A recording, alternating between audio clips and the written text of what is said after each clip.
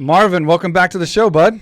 Thank you, man. Thank you. Happy to be back. Good, man. Congratulations on your first light heavyweight victory. Yeah, that's crazy. Yeah, never thought about it, but yeah, I mean, if I want, I can fight a light heavyweight. That's for sure. I knew. I mean, I could do it if I wanted to, but not that way for sure. Awesome. I want to introduce you to a friend of mine that works in Phuket here. He has a couple businesses, and we work together on some stuff. He's a huge fan of yours. He's Italian. Hell yeah. Hey, Marvin, ciao. What's up, man? Hey, congratulations, first of all, for your fight. Very, very good. Very, very good, man. Thank you. I can explain, how we excited, You are the number one. You are the proud of us. Appreciate it, man. Always good to have the support of a fellow Italian. We wish you one day, to come to Thailand to see us, all right, in Patong, okay? I will for sure. You'll be very, very welcome. And we're looking forward for your next fight. You're gonna beat. You're gonna beat Adesanya. 100%, man. 100%. Thank you very much. It will happen. Thank you very much. He's going to watch the show today, so he's going to get a treat. Watch a podcast. We have a live audience today. Man, awesome. So you're in New York right now. Yeah, I'm in New York right now, yeah. I want to get back to your fight really fast. Very professional, man. You handled that very well. How was it as far as you got 20% of his purse? You got the performance bonus. Was it worth? I mean, was that enough, you think? You think you should have got more for what he did? I mean, I got paid pretty well, but, I always feel like, but that's with everything, I always feel like I should get paid more for what I do, but I'm happy with the pay. I can't complain. You think he planned that or anything? I mean, he knows you're a gamer. He knows you're not going to turn down that fight. Looking backwards, I think it was all part of a plan. That's for sure. I think it was all part of a plan. And I mean, I don't know if halfway out, because I know he started to cut down from 250, maybe almost like even more 255. So, for him to come down to 220, it's already a cut. So he's like, fuck it, like this guy. I mean, he'll be game when it's time to go, but like he doesn't have the best work ethic. I think he showed in a lot of situations that he was willing to give up the fight for some bullshit, some like hair, or like some other time, like hair, when complaining about money. Like one thing is like the moment that that I accept the fight, I see it as a mission. Like I need to make it to that cage, and like to make it to the cage, it's already part of the fight. Like I see the fight. It's not just the cage. It's not just me fighting him. It's the whole preparation. That's the fight. Like the fight already started in the gym. The fight already started when like sometimes you feel like you don't want to do those things, but you plan that you were going to do them, and you're still going to do them because that's the kind of guy that I want to be, and that's, I feel like, the work ethic that I have and I built through years. But I know that a lot of people are not like me, and that's why when I feel that I'm ready, I really don't give a fuck about whoever that I have in front. It could be a heavyweight, it could be anybody really. So that's why for me it was pretty natural, even though like probably he was considered the biggest power puncher, the most kind of like scary dude in the middleweight division with like some 20-pound extra. I mean, I know what I'm made of, bro. Like that's also another thing. I know what I'm made of. Like if it comes down to take it, like I'll fucking take whatever that you got. I'm always a big like believer that whatever that you give, you got to be able to take. So I know for a fact that I can take those shots. You proved it, man. I think we all know what you're made of now. Y'all threw some big bombs, took some big kicks. I think you probably had a problem even making 205. What do you think? Like, you think it was an easy cut even at 205? I think maybe he even struggled there. I think he cut like 15 pounds. Like I think he cut like, it wasn't super hard for him to make 205, but like it wasn't super easy either. Like he was like he probably had like a good like 12 to 15 water cut down to 205. Like I know like he came in like 225 weeks or something like that. So I mean, the weird thing is about Paulo is like, I mean, he's a good fighter, I mean, obviously he puts it together. He goes out there to fight. He's tough. He goes out there, expends a lot of energy. You came out really aggressive, which I loved. Like, you weren't afraid of him at all, and you showed that from the start. And I think that really set the pace because you went after him. But on the other side of him being a good fighter and having power punching and sucking through his cardio and any other issues, he seems to not, in my mind, take certain things so serious. It's almost like he acts kind of amateurish in a lot of ways, but then he also fights at a higher level and he does well for where he is, I guess.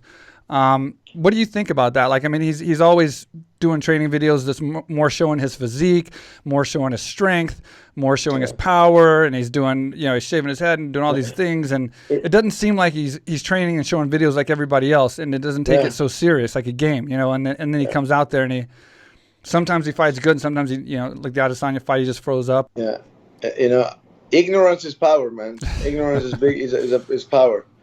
At the end of the day, fighting, it's a lot of it is mental, as you know. I mean, if you believe that what you're doing is right and you have confidence in what you're doing, it's gonna work out. Especially if, of course, he's at the level where he like you said, he can hang with the guys because of the way he is and then the skills and stuff. But he does a lot of weird stuff too. But he believes on those, and that's power for him. I mean, and that's part of the background. He comes from bodybuilding, right? Doing bicep curls probably give him confidence. And ignorance is power. It's like if you don't know something, you want to recognize them. So you want you don't see it. If you tell me to I probably never do bicep I haven't done bicep curls since I was 16 probably. Yeah. I would never fucking do them. To me, probably it makes me bad, but Well, going from that, I mean, didn't he say that he had a bicep tear and that was kind of the reason why he didn't make weight? What do you think about that? You think it's an excuse, or do you think because he was throwing both hands no problem? Yeah. So, I mean, and then he had the wine issue before. He drank a bottle of wine. He doesn't make the right decisions, or he's just lying. One of the two. Yeah, he believes he's on bullshit a lot here and there too. Even after he's oh, I can walk, bro. You have a broken foot, and I might have a little problem on my knee. But the funny thing is that I got a problem on my knee. The last kick that he threw, I checked it perfectly. 30 seconds out of the last round. That was a perfect check, and I fucked up my knee. I would have better took it on my neck. Yeah, he probably would have done nothing. That's funny. Would you consider a rematch with him, or is it just uninteresting to you at this stage? I mean, not now, but I mean in the future. I want to fight somebody else. I mean, I think it's a fun fight, but at one point I want to fight Whittaker. I consider him one of the best. Actually, I really feel and I've said this for a while. Me, Whittaker, and Adesanya are the best in the division. So I want to fight him at one point. Of course, I want the title. Fucking hell, yeah. People are thinking that by saying that I don't want to fight, that the title is not my that my next fight doesn't have to be necessarily for the title, even though it might be. Yeah. They think that I'm not after a title. They're crazy. I'm after a title like I've always been. It just I know that that's gonna happen. So if they give me another fight, and they take care of me in terms of money, which I'm pretty sure they will. And it's gonna be and he's one of the best guys in the world. I'm still gonna be down to fight him, and that's what I believe. But yeah, for sure. So title, Whittaker, those are all fights that I would love to fight. And then so I mean, want to fight the best. That's what I want to do. All right, fellas, you want to help support the podcast? I know you do. All this content, all these interviews with these fantastic guests that we're putting out for you, well, now you can. And you can save 20% off and get free shipping by getting the best below-the-waist men's grooming products on the market. I'm talking about Manscaped. All you got to do is go to manscaped.com, manscaped.com, enter code QUICK at checkout, 20% off and free shipping. Quick is my nickname. It is not how you use the product. Don't be silly, fellas. Come on. But Manscaped offers precision-engineered tools for your family jewels, and now they have the new Lawnmower 4.0, which is next level, the best trimmer on the market ever made. What makes it different? It has skin-safe replacement ceramic blades, controllable LED lights, wireless charging dock, and a 7,000 RPM motor with quiet stroke technology, and it's even waterproof. They also have a full line of hygiene and grooming products like the Shears 2.0 luxury nail kit, crop mops, preserver, reviver, and a lot more. Manscaped has everything you need to appeal to your lady friend, but don't thank me, thank yourself. By going to manscaped.com, entering code QUICK, get 20% off, get free shipping. It's a win-win for you, it's a win-win for us, and you're supporting the podcast. When did you find out exactly, like when you knew 100% he wasn't going to make 185? Like where were you in your weight cut and your preparation where you had to realize like, okay, this is, he's not going to make weight. It's official pretty much. I don't have to cut anymore. Like how far along were you in your weight cut and preparation when you found that out? It was on the Wednesday, I think. Wow. On the Wednesday morning, they're like, man, like, you know, this guy is super heavy. But, you know, I'm glad I didn't listen to a lot of people because in a sense, which I can't blame them, but they were like, you know, he might not even been trained. He might not have trained. He's not ready. He wants out of this fight. And, you know, that can kind of give you like a false confidence. Like, absolutely. False kind of sense of like power. Like, oh, I'm going to run through this guy, you know, like. And I'm glad, like I kept saying, like I'm still gonna expect the best Paulo Costa that we've ever seen, which I think it actually was that way. He was, yeah. And so, yeah, by Wednesday, then they tried to say 195.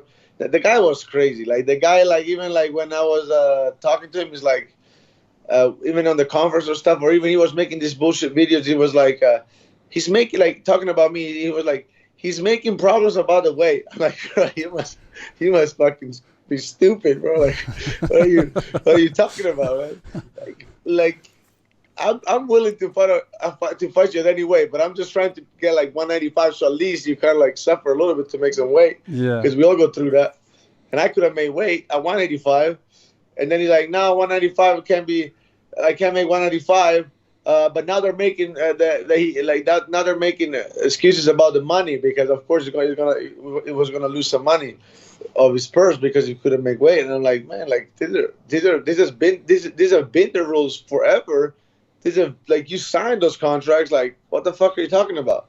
Yeah. Like you falling from the sky. Oh, like I thought I could have not cut weight and fought in any way, and I can get away without giving away any kind of percentage of the purse. I'm like, you must be fucking mad. Like, but yeah, at the end of the day, I kept saying my manager and all the team, I'm like, man, like, let's just keep this fight together. I don't, you know, I hate when fight gets crashed. Like, that's the worst thing ever, man. And I prefer to go out on my shield if it comes down to that, you know. But you know, like I prefer to go out, fight my heart off, and go out on my shield more than like fighting. And trust me, I'm not a good loser. Like I don't like to lose, of course, none of that. But like I prefer that. Like when I'm ready, it's like I need to fight. I need to fight always, but when I'm ready, geez, like. I think there's some excuses possible. Like I've always made weight. All my team has always made weight, and like it's part of the job. So it's like. Unless you had a short notice fight, you should know if you're not going to make weight. Like if you're 2 weeks out, 3 weeks out, 4 weeks out, or whatever, you're 250, whatever the case, like you should know you're not going to make weight and start making adjustments and do right. And then to miss weight by an entire division, like it's super unprofessional, right? Like it's not. It doesn't seem like an accident, or no matter what bicep issue you had or running issue, it just there's no excuse for that. Like no, it really shows. Even the excuses that he brought up, like. It did not make any sense. He could have said, "Oh, maybe He could have brought up a better excuse at least. Like fuck. Like you can run. Like you can run every day. Like the bicep is not it's like what? Like the bicep. It's not like you could have said, "Oh, because of the bicep, I couldn't have thrown my whatever arm that was at 100%." But that wasn't the case. Yeah, but no, you he was cannot strong. say because of a bicep I could not make weight. What are you talking about? I agree with you, man. There's no excuse to that to miss by a division. That's insane. And in general, there is not even any excuse. Not even a real injury. I don't think so. Yeah. But yeah, I mean, it is what it is. But hats off to you for taking the fight. Like, there's not many people that would have taken an entirely new division. What did you weigh in? Like, when you actually weighed in on the scale, what was your actual weight for that fight? Like, how much did you put on? I think I weighed in like with clothes on. 211 or something like that. So they kind of like or 212. So they kind of like counted like 5 pounds off, which because I had a hoodie on and stuff. So yeah, probably I was like 206, just over 206, maybe 206.5. But yeah, I mean, that's my weight when I'm like, I go up to 206, 206.5, like 207 sometimes. But yeah, when on fight day, but that's when I make 185. Like, I mean, I was a 185er in there. He was a light heavyweight. Like that's as easy as that. Yeah. I've tried to get him on the show before. I think when he was fighting Adesanya or something, and he agreed, and then he would just send me emojis, like weird emojis, and then like not answer anymore, and then like he would like my post on Instagram and seem cool, and maybe leave a comment or something, and then he was just it was just emojis every time I text him. And I'm just like, I just quit trying to get him on the show because how do you talk to emojis? You know, like you can only talk to emojis so much. You know, and I felt weird. I don't know how to emoji back. You know, like I'm like, okay, here's a podcast, Mike. Yes, no. You know, he's a little bit of a weirdo, man. I don't know, like, I don't know. Even on the fight week, like, he had a very weird approach, like, very weird approach. Kind of funny, kind of like a little bit like passive in a sense, like compared to like how normally he is, you know. Yeah. But yeah, whatever, man. Let's next, you know, whatever. That's past. Did you mention that you hurt your knee or possibly hurt your knee from a leg check at the end or something? And is your knee okay? Like, are you healthy right now? A little bit. We're looking at it right now. I think it'll be okay. You know, just a little bit of just rest for a little bit. It should be all right. Yeah. And you mentioned the next fight earlier. Has it been confirmed yet that you're going to be the replacement if Whittaker or Adesanya falls out, or it's not confirmed yet? It's not confirmed. But yeah, man, I want to fight it on my term for the next fight that I'll fight Adesanya. You know, like you say, you know, it goes both ways. When I'm ready, I want to fight. So I know it's good money, but like, I don't know if I can be like. I don't know if I can do that in a sense. Yeah. I don't know. We'll see. It's an important fight. I mean, it's a big fight, you know.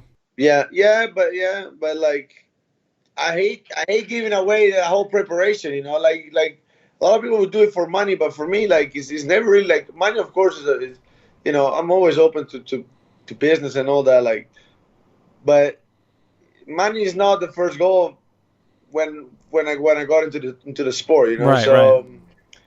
I want to be champion, and I mean, I don't know. When they will ask me, I'll give a real answer. But I feel like I earned that, like the eventually the right to fight it on my term. Because even the last time, and I'm not saying that I wasn't ready. I was 100% ready, but I basically prepared the whole fight in like 7 weeks and a half because I fought Holland, and 8 weeks after from that day that I fought Holland, I fought Adesanya. So yeah, this time, you know, I won a whole camp, and I mean, I think I earned that, you know. And when I said it was a big fight, I didn't mean it was like a big fight. You should take it.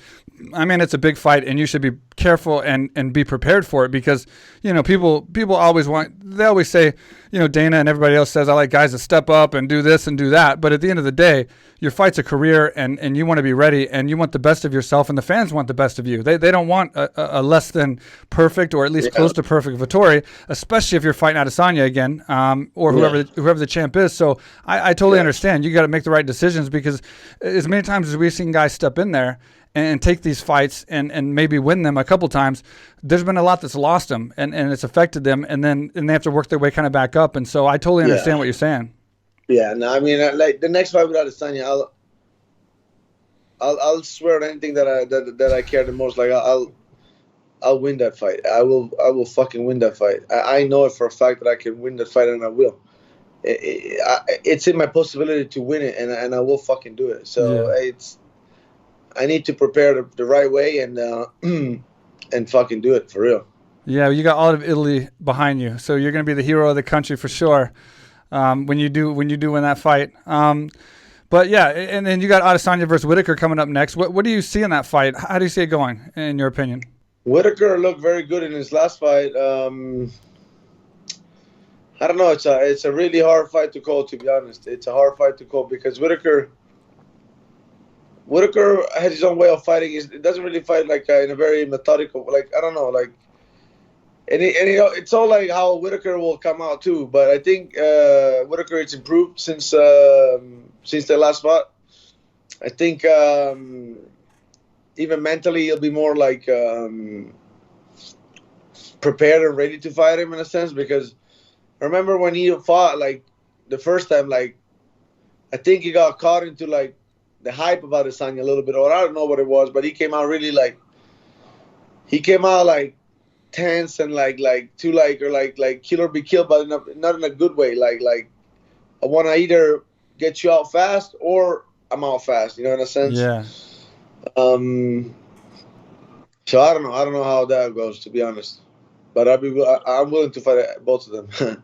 I know you're not sure about taking the replacement fight, and you don't know it. It depends on a bunch of different things. But what is your training like now? Like from this point on, just in general, are you going to be training steady just in case anything comes up, or are you just going to train kind of like to maintain, or what are you doing as far as training? I'm going to make sure I recover 100%, and then I'll get back to it. Like I always do a lot of shadow boxing stuff, stay in shape. Like I'll do cardio and I'll go over things in my head, and I'm always, my mind is never off fighting. So then we'll see. When we'll see. I wanna like add to my game, and there's a couple of things that I have in mind. We'll see. And Izzy said you were smarter in your second fight, I believe. And then I think, no, I'm sorry, you said Izzy was smarter in the second fight. And then Izzy said your boxing was better, your head movement and stuff like that. Without giving anything strategically away, obviously it's a big fight. We don't want to say what you're going to do. But what do you think is a big factor that could possibly change, maybe just for the better or the worse, from Izzy coming into this next fight with you, if you have this fight, or vice versa with you, that could change the outcome and change the dynamic? Yeah, the next time that I'll go out, I won't leave it to the hand of the judges. I'll go out and knock him out or submit him. That's about it. What's up, everybody? I am here in Thailand. This is the first time I've ever been here. Been dying to come here for years. Mike Swick, he's one of the big reasons he's been trying to pull me down here. What he built down here, AKA Thailand, is incredible. There's people here from all over the world.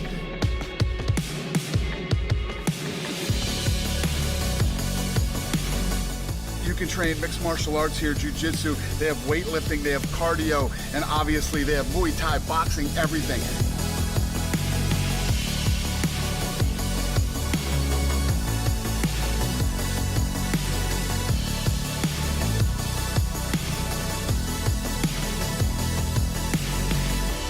I'm telling you guys, I know everybody wants to go to Thailand because Thailand's so cool, but you can't come to Thailand without coming to AKA Thailand.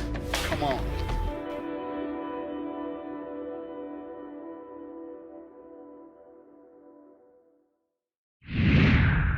We're obviously assuming you're going to fight Adesanya. That's a great fight. Everybody wants to see it. It's going to happen without any doubt. But is there anybody else in the division, one or two guys that you are looking at that you would like to fight in your career, and why? Like some fun fights, or someone that you like to challenge yourself, or someone that brings a different dynamic? Because we always talk about Adesanya too much and these other guys. Who's a couple other guys you want to fight? Whittaker. I already have the answer for that. Whittaker, it's a fight. As much as not gonna throw too many oblique kicks. Yeah. Joking, but no, they're actually like I train to kind of block them. So yeah, it's okay. But no, I want to fight him. I like that fight. Like I believe he's a very, very good fighter, and at one point I would like to meet him. That's for sure. And I heard that Anderson Silva would have been your dream fight. If it could have ever happened. So what would that fight have been like? Like, how would you have taken that fight to him, and why would you have wanted that fight so much? I just, I would approach it like I would approach any fight, just like Thai defense come in and like start like try to push him back and like pick my shots and beat him, But like, yeah, I mean, I think he was so dominant, so. So dominant that for me it would have been a great challenge to go in and test myself against him. Yeah, he has such a good career. I put him as the greatest of all time so far. Khabib's my teammate, and I think Khabib was one of the greatest fighters in the ring that had a career and that won all of his fights and that was active of all time. But I think Anderson Silva was the greatest of all time in general. And the reason I say that is because Anderson Silva, when he fought, was an exciting fighter. I mean, he was the type of fighter that, like, you jumped out of your chair every single time he fought, and you were so excited when he walked out because he was so... You knew he was going to put on a show. He won 17 fights in a row in the UFC. And then the one reason why I put him ahead of a lot of other guys that won a lot of their fights and didn't have as many losses as him is he went through the old age where you lose fights, you get worse, you get slower. He lost fights. He had to deal with all that traumatic issues of his career. And then he still came back, fought hard, never stopped fighting the same way. And then now he's winning boxing matches against boxers. He's winning still MMA fights against or whatever, or other fights against other MMA fighters like Tito. So, like, for that reason, since he's went through all that adversity and still maintained his respect, his discipline, his ambassadorship to the sport, and his ability to fight the same way, I kind of put him as kind of the greatest of all time as far as MMA because he's went through everything. I believe so too, and also, like, they always say it's right and it's good to retire at your top, which it is true. But I also respect those guys that, like, they leave it all out, And I mean, it might not be the smartest decision, but it's like the will to fight is stronger than them, and they can't really, like, get away from fighting until, like, the body tells them so, basically. So you got to respect that too, because of course the last part of his career was a little bit like, was nothing like when he was at his peak, but I still respect that, But the difference is, why I took measure on this was, a lot of guys, when they get to that point, they quit and they understand, they're too old and they're not fighting the same ability. I think he accepted that as well. I think he accepted he's not the same fighter and he's older and he's slower and everything, but he still put it on the line. He still went out there and fought, and he fought Daniel Cormier. He fought a bunch of guys that were still at the top, even though he knew he wasn't, and didn't care. And I think just for that is respectable. So I can definitely understand why you definitely wanted to watch him or fight him. Sorry. Well, going back, I mean, you're a hot prospect. You're doing great right now, and you came up and you had to build your career and create that hype. I'm going to ask you about a couple guys real fast, one on my team and then and another guy. Islam just had a huge fight against Hooker and dominated him very well. How do you think he's going to do? Do you think he's possibly going to be following in Khabib's footsteps and be the next big thing? Were you impressed, or what are your thoughts on Islam? Islam is a great guy. I had the chance to train with him one time in Vegas, actually. He's a hell of a fighter for sure. But there's one guy that might will give him a lot of problems. And I don't know if I want to see this fight now or when either of them is champ. And that guy is my teammate, and he's Beneil Dariush. And that'd be a crazy fight, and I can't wait to see that eventually, But yeah, he's a phenomenal fighter, man. These Dagestani guys have, like, a level of grappling that is, like, second nature to them. It's like they're beasts. They're really beasts. Like you know what's coming, but you can't stop it. They're at that level. So yeah. No, I mean he's very good. He's very good. Then what was the other guy? And Khamzat. I mean, obviously Khamzat, the thing is with Khamzat, I felt like Khamzat was getting, like, so much hype so early because he did really well. But, I won my first two fights in 20 seconds, 22 seconds, and I had some hype too. But Khamzat got so much hype after his first couple fights. I was kind of leaning towards, like, this might be too early. He hasn't had that top level fight yet. But then he just keeps winning. I think he's been hit, like, one time in 4 fights or something like that. And he's doing good. I mean, you think he's going to continue to live up when he fights these top level guys? No. When he'll fight a real opposition, and by real, I mean, like, top 5. That's when we'll find out. He's definitely up there. I believe he's up there, but to say that he'll run through Usman or, like, people, or, like, even Colby, these guys, like no, you're like, I think they're off by a mile, But I mean, the fight that he's put on, they're fucking impressive. That I can tell you that for sure. Yeah. And but yeah, I want to see somebody bring him to the deep water. That's when a real fighter is made, and see. But I mean, he's definitely very good. Yeah, man. Well, listen, I'm super proud of your fight, man. Like, because you've been on the show. I love talking to you. We have great chemistry and great conversation. I love your style. It's like my style. You go out there and, I mean, Costa couldn't have done more. He talked shit. He got in your face when he walked out there. He missed weight. He couldn't have done more things to intimidate you or to try and knock you off your game or just distract you in any way. And the way you came out there and fought him in that first round, like, it just really shows your heart, your character, your toughness, your Italian fortitude. And, man, all the respect in the world for you for that, man. I'm a fan for life. And I know you're going to take – you have everything to go all the way. And I'm excited to watch it, and hope you keep coming back on the show. Did I send you a package after the last show or no? I don't think so. Okay, so I send all packages out now. So you're gonna have to send me your address after the podcast, and you get one of these super awesome monkey podcast shirts. Oh, wow. Yeah. So I'm gonna send you a package from AKA Thailand, so we can give you some swag, all kinds of cool stuff. I do it to all my guests now. I'm not asking you to wear it and post or nothing like that. It's just a gift from me. So hell yeah, I'm gonna wear it though for sure. Don't forget to send me your address, and have fun in New York. You had a great fight, and I'm sure we're gonna be seeing you again. And when it gets announced, I'd appreciate if you come back on the show and do an update. And I will. And I know you will, because you're an awesome guy, and you've always been there for me. So I really appreciate it. And I'll talk to you soon, brother. Thank you, Mike. Thank you very much. It's always a pleasure. Let's go.